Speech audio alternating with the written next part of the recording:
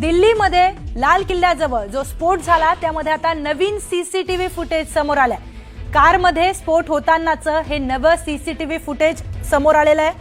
सोमवारी संध्याकाळी 6:52 लाल किल्ला मेट्रो स्टेशनच्या गेट क्रमांक 1 जवळ हा स्फोट झाला होता। एक मूव्हिंग कार, एक चालत्या गाडीमध्ये हा स्फोट घडला होता आणि त्या स्फोटाचं नवीन सीसीटीव्ही फुटेज आता समोर आलंय।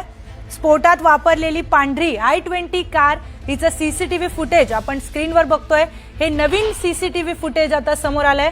कशा प्रकारे हा ब्लास्ट घडण्यात आला याचा काही उलगडा या सीसीटीव्ही फुटेज मधून समोर येतोय का पाहणं महत्त्वाचं ठरणार आहे।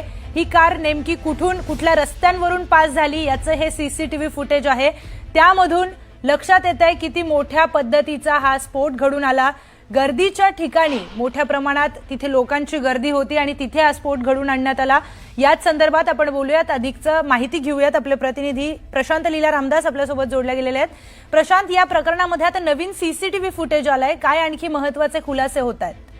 बरोबर, या संदर्भात जर बघितलं आपण ज्या पद्धतीनं हा लाल किल्ल्याच्या मेट्रो गेट क्रमांक 1 च्या जवळ हा स्फोट झाला होता आणि त्याचा नवीन सीसीटीव्ही फुटेज पुढे आलेला आहे।